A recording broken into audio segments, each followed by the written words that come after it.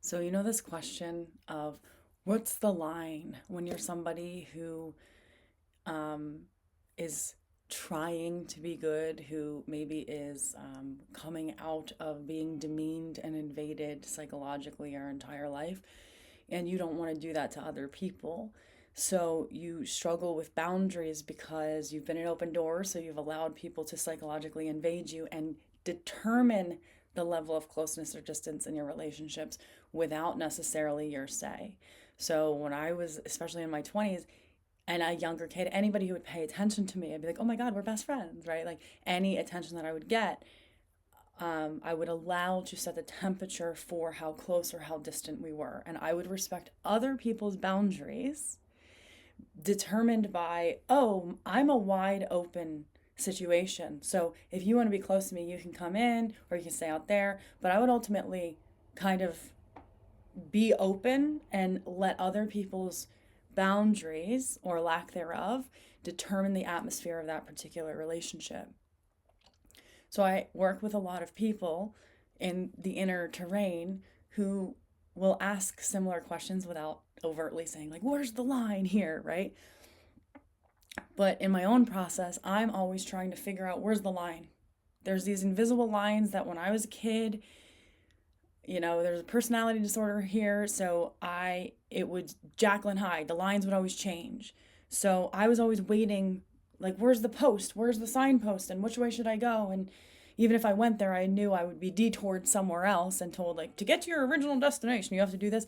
But I was always looking for the invisible lines that I couldn't see because all of a sudden I would get slapped in the material for a line that I crossed that I didn't know that I crossed.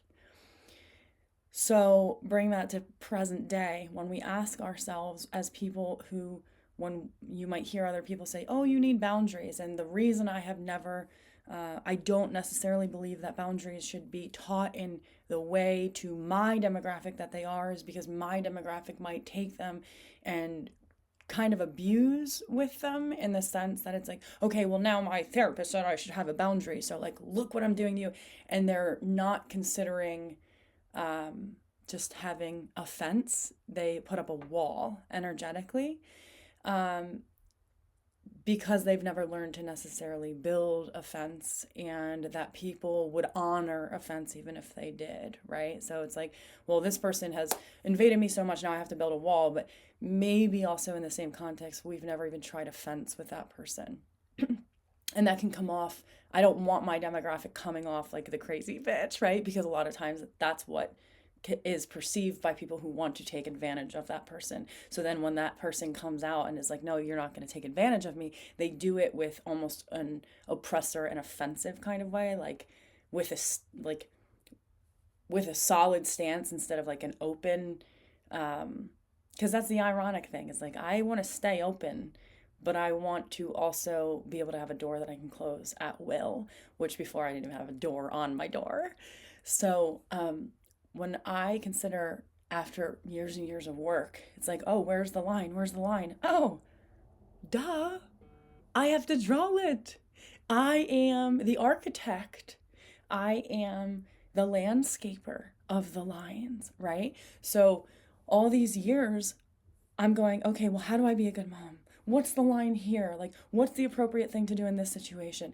And I'm still loosely and fluidly allowing other people, depending on their seasons or their reasons, to determine my own level of being inside of my own territory. I'm waiting for, like, oh, well, if she wants to come in, then I should have my door open, when really, like, on that particular day, I want to be retreated and close my door.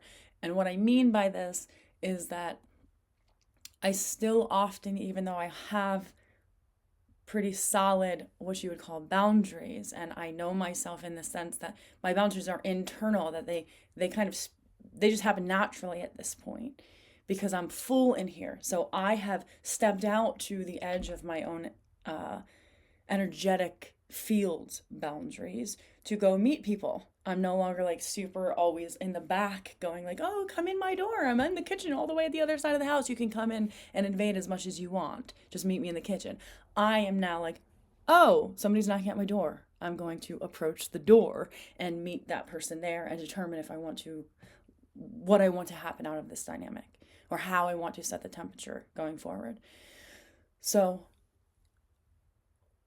it's taken me years to get here, and I am not saying that this is a process that you probably should be witnessed with a physical person in reality. I love the idea, and I believed it for years. I do all this work with spirit. Spirit guides me. Yes, spirit guides me, but I live in a human body, and unless I have another human sit there in their spiritual essence and witness my human experience, I am not given the same kind of permission and allowance to say, yes, you're allowed. That boundary doesn't make you insane. Your personhood doesn't make you wrong for being inside of yourself, right? So to be able to be allowed inside of myself and to determine based on that inside what my boundaries are, being witnessed by somebody else throughout my journey and my process who has a pulse on like where I've been and where I'm going or where I am, it's game changing, right? But it's taken me a long time to get here with witnesses, with self-work, with the practice of spirituality. But at this point, my soul is inside of me enough that I recognize at minimum, even if it's still hard, that the line is determined by what I draw, not what other people architect for me, right? The line is determined by me. When I even will say like, well, what's the line? Like if I have a kid who's doing something I don't like and I'm like, I want to honor their journey and process, but I also want to like address reality. It's like, what's the line? Well, my line has to be, does it work for me to stay silent about the truth? Does it work for me? My line has to be my line, not their line, even if it's my own kid, right? It's like, children want that sense of like, where is the boundary? Like, what is safe here? And for a long time, even with my kids, I would kind of, as much as I made the final say, I would let them be next to me when I steered the ship and kind of like, hey, over there, over there. And for the most part, I would try to get them what they want. But at this point, and I still will always do that, but at this point, even with exterior people and from the inside, I just am aware that every time we ask the question, where's the line? For me to be a good person, for me to do, and it's always complex because there's relationship dynamics involved. When there's multiple people, there's like so many, if you want to be considerate, there's so many lines to consider that are being drawn. But ultimately, the only one that we can focus on is the line that we draw around our own territory. So it is up to us to determine where the lines are. So every time you go, where's the line here? Well, where do you want it to be? And if you go, well, that makes me feel guilt and that makes me feel bad if I draw that line. Okay. That's probably going to happen a lot in the very beginning of drawing lines. That's just a natural part of the process. So if you're trying to not draw a line because you're avoiding guilt, the likelihood is that if you don't draw that line, the dynamic that you're entrenched in because you won't draw it is going to proceed forward with unsustainable guilt and likely unwarranted guilt based on you not drawing that line. So it's very uncomfortable to draw that line in the present because, yes, it's going to shake things up. It's going to destabilize what has always been. Yes, true. And it will also reestablish something new if you are in a healthy relationship. So when you're asking yourself, where's the line? Remember, you have to consider where's the line for you. Because I would always be like, what's their line? What do they want? How am I going to support them in getting what they want? And that worked, but it wasn't working for me. And ultimately, it led to a lot of invasion and a lot of entitlement over my time, my energy, my whatever, right? So you get to determine where the line is. And it's okay to say, like, I don't have the capacity for that, period. That's a huge thing for me. As a nursing mother, I understand how, mammalian we are. My body got to a point where I could no longer physically nurse. My body was wilting away, right? I didn't want it to be true that I couldn't nurse anymore because I had nursed, like, one of my kids longer than my last kid. But given the circumstances of my physical body in that season of life, I could not continue to push my line. And what I mean by this is in the dairy industry, I grew up on a farm. The current dairy industry requires that all cows are given antibiotics preliminarily, because we know if you over-nurse, overproduce, infection ensues. So what they do, instead of just trying to not overproduce the dairy cows like a normal society would, they give them antibiotics to combat the effects of their inevitable infection by their overproduction. That's how I lived my life for a long time. Like, I don't like that my capacity is only here. So let me step over my own lines to override my capacity so I can be better for other people. But the reality is, if I step out of my own lines and I'm on other people's territory, I'm not nurturing my own territory. And then I'm not going to have anything left when they want to come on into my territory, or when I want to go back to my territory to retreat, there's going to be wilting flowers on my land if I'm trying to leave to go tend to other people's lands constantly.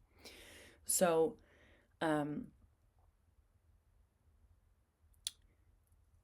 the line is for you, first and foremost.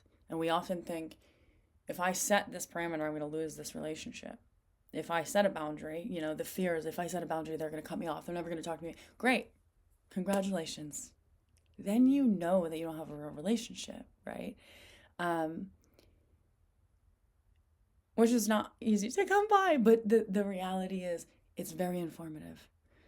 Drawing lines in your sand and not being willing to step over them,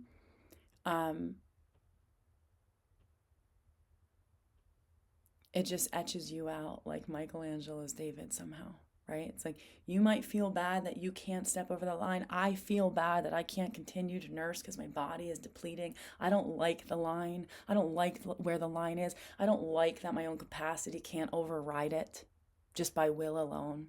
I don't like that, it's overwhelming for me to have 200 friends at one time. I wish I could, not feel overwhelmed by that, but I do. So to try to step outside of my capacity and make, large concentric circles on behalf of everybody else, if I'm not centered enough to expand from the center, and I'm just kind of like, oh, let me go over there to your land, let me go into all these concentric circles when I'm not in my center, it just doesn't work out. It's not sustainable, right? So I don't usually like where my lines are either.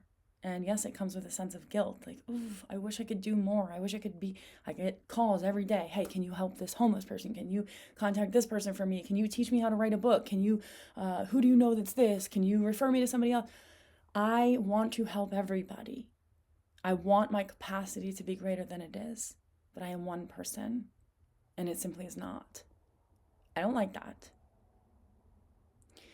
But to stay sane and to be able to know myself truly and stay in my own territory so that I can nurture it, so that my seeds can blow in the wind to other people's territories in such a way that I don't have to go out and do the manual labor to be digging in their dirt for them. It's like, okay, well, I'm growing my seeds here, and hopefully on the wind you can catch some and grow some more for your own. If I don't nurture my own territory, I don't function. And it's really weird to learn how to function when you've spent your whole life learning how to be non-functional and thinking that, oh, this is the way to do it. You should do it this way. If you don't do it that way, you're lazy, you're a succubus, whatever the ideas are. So the lines are first and foremost for you. And if you draw them, you will see usually that somebody will meet you right outside and go, oh, okay, that's the line. Okay, great. Let me honor that. I'll stand right here. And the people who don't, awesome information. It is absolutely vital to get the information that you do not want to get by giving the information that you don't want to give, which is can't, won't, don't want that. Not for me today, maybe another day, right? So you have permission when you say, where's the line? To determine where you want it, even if you don't like where the line is, or where it needs to be, I should say, even if you don't want it to be there. You get to draw the lines. Boundaries. Bye.